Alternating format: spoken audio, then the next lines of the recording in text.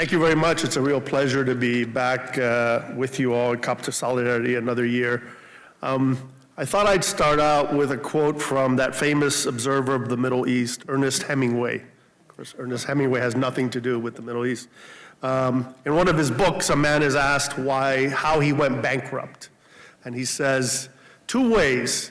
First gradually and then suddenly. That's how I went bankrupt.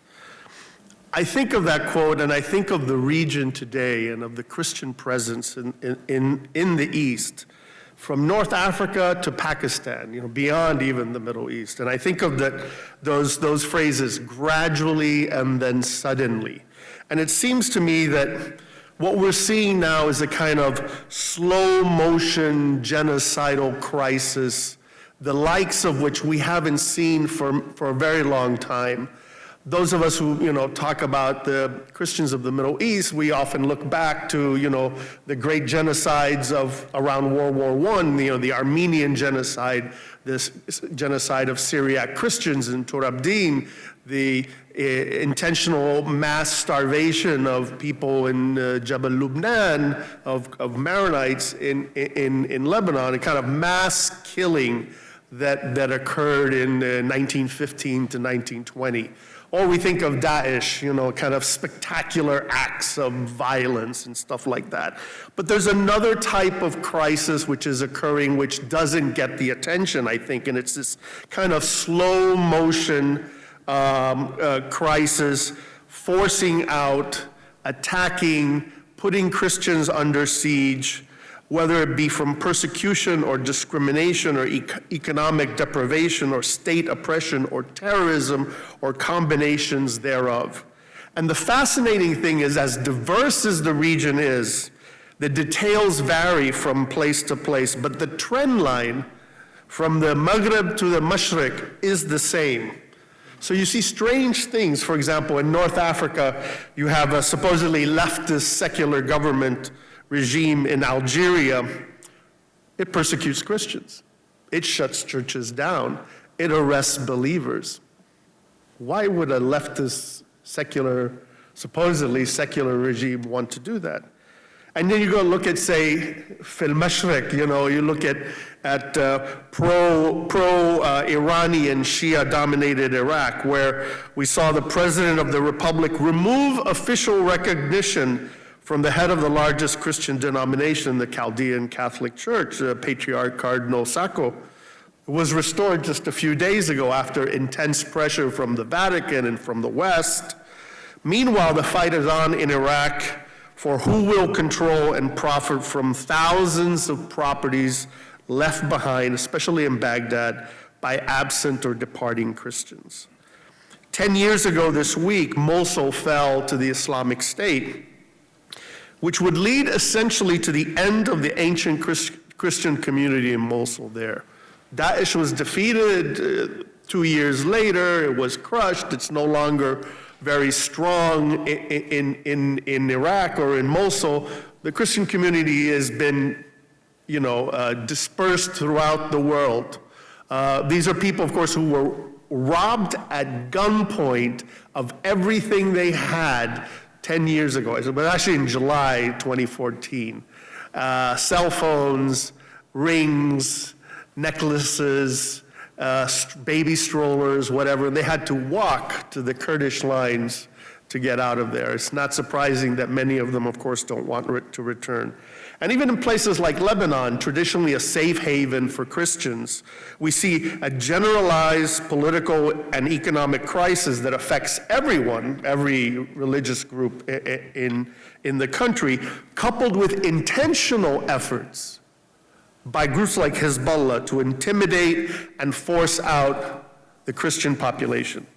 And so you get these contradictory things. So you get a situation, for example, in Syria, where all the players in power take it out or discriminate in some way against Christians. Even Assad, the great defender of the Christians of Syria, there's discrimination in Assad-ruled Syria.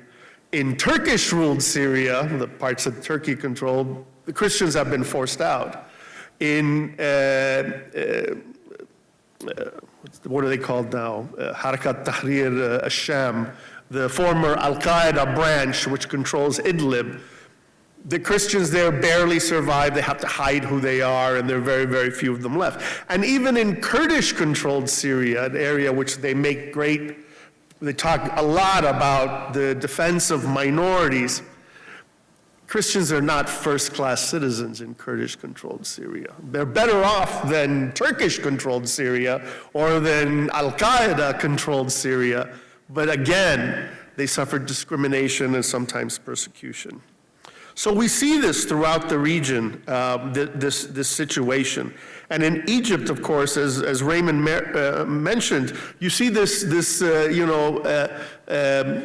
mixture of things. You have ordinary discrimination, the ordinary discrimination of society and state. You have terrorism, and you have cycles of blackmail and violence, outright violence, targeting Coptic Christians like you see in Upper Egypt. So you get all of this mixed together. There are obviously a few, places where things are better than other places. And you can say, for example, that in the Gulf, Christians in the Gulf are generally not treated any worse than non-Christians in the Gulf. If they are workers, guest workers like everyone else is, right? They're more or less treated more or less the same. In some places, in some regimes, they may even be treated well. But you have this phenomenon, which I think is really important to the discussion of the issue. You have these very different situations. You have these very different countries, places like Algeria and Iraq and Syria and Lebanon and Turkey and Iran and Egypt. Very different countries. Some of them are anti-American, some of them are pro-American, some of them are Sunni, some of them are Shia, some of them are technically secular. Turkey is technically secular under Erdogan. And yet, these places with very different orientations, ideologies, very different versions of Islam, and we see very similar results in terms of Christians community at risk. Now, it makes sense that outright Islamist regimes would be inhospitable to Christians, and they would persecute them. So it's not a surprise why a regime like in Iran, for example, or places ruled by other Islamists, that Christians are discriminated against, persecuted, or in Iraq, strongly influenced by Islamists. But why, for example, would Egypt or Algeria or other places ostensibly opposed to the Ikhwan, to political Islam, ostensibly opposed to the religious hatred, why is it that the results are not that different? The reason is, of course, is that these dictatorships feel the need, even if they don't believe it themselves, to appeal what they think are the views of the masses.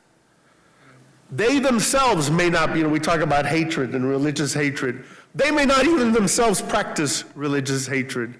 What motivates these regimes is often not hatred, it's cynicism.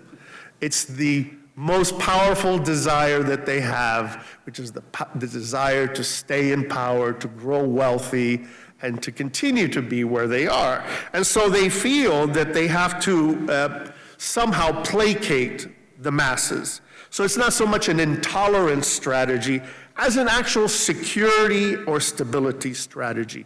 Not hate, but policy, cold policy. So states enable, appease, and excuse religious hatred, thinking that they can manipulate and turn on and off like a faucet the passions of the people, rather than seek to change them. Why? Because even for a secular state, whatever that means in the Middle East concept, even for a leftist state, a socialist regime, a Ba'athist regime, whatever you want to call these regimes, in all of them, the supposed guardianship of Islam expressed by those in power is valuable and is a way of appeasing and is a way of answering the voice and the call of intolerant Islamist minorities. It's a source of legitimacy to do that.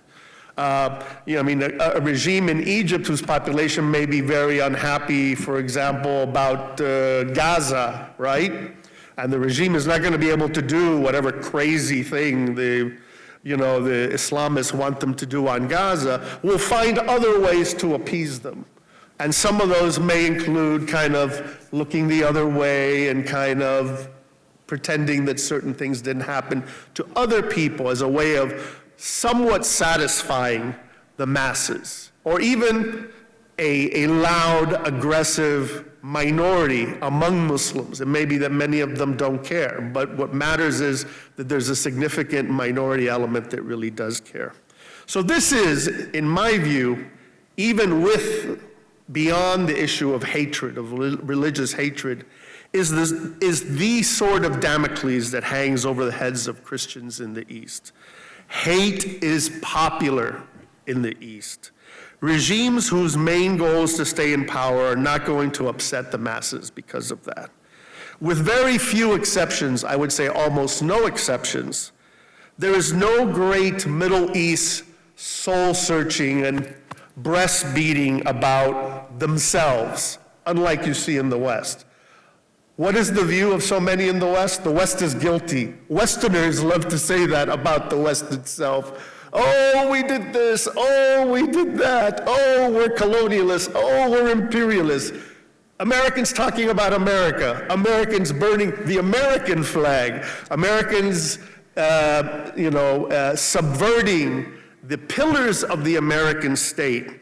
That kind of soul-searching, that kind of introspection, unfortunately does not exist in the East and has not yet existed in the East. And obviously, we have the great final irony when we talk about minorities that we see, unfortunately, the danger and the risk of those oppressors with that mindset in the East then migrating to the West, where then they pose as minorities, as people who are discriminated against, as people that are oppressed. This is a dangerous, dangerous time that we live in, and I think the great danger is that because there aren't these spectacular acts of violence, we tend to look the other way. Thank you very much.